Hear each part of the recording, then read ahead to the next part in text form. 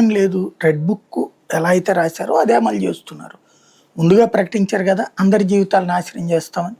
దాన్ని ఇష్టపడినే గెలిపించారు కదా. కాబట్టి ఆటోమేటిక్గా ఆ రాజకీయ జీవితాలు నాశనం చేయడం, అరాచకాలు చేస్తాం. ఇప్పుడు జగనోళ్ళు వస్తే రేపు పొద్దునే ఇక నరుక్కుంటాం, చంపుకుంటాం అని వాళ్ళు చెప్తున్నారు. ఇప్పుడు వీళ్ళు ముందే చెప్పారు, మేము వస్తే గనక వదిలిపెట్టము, హింసిస్తాం, వెంటాడతామని. అయినా సరే ఎన్నుకున్నారు కదా, అదే కరెక్ట్ అనుకున్నారు కదా. అందులో పార్టీది, అంతకు మించి ఏం లేదు. ప్రభుత్వ ఉద్యోగులకి అంటే రెడ్ బుక్ లో ఇది కూడా ఒక చాప్టరా? అంతే కదా.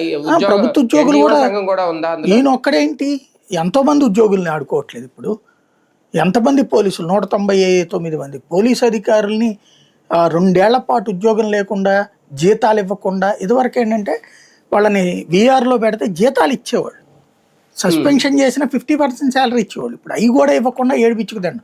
తర్వాత ఎట్లా కోర్టులు కేసీను తెచ్చుకుంటారు వాళ్ళు. కానీ ఇప్పుడు ఇమ్మీడియట్గా అయితే ఒక్కసారిగా నటు రోడ్డు మీద నుంచో పెడుతున్నారు కదా. అట్లాగే ప్రతి చిన్నదానికి నోటీసులు, ప్రతి చిన్నదానికి ఉద్యోగులను వేధించుకు తినడం.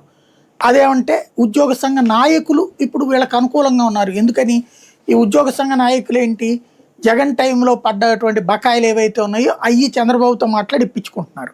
కాబట్టి ఉద్యోగ సంఘ నాయకులు మన చేతిలో ఉన్నారు కాబట్టి ఉద్యోగులు ఇంకా ఇంతకు మించి అవతలకి పోరు. రెండవది ఏంటంటే, ఇదివరకటి రోజుల్లో మీకు అదిగో చూసారా, అతను ఏమీ చేయలేదు, ఏడు బిచ్చుకు తిన్నాడు, నేనైతే కరెక్ట్గా చేశాను అని చెప్పే ప్రయత్నం.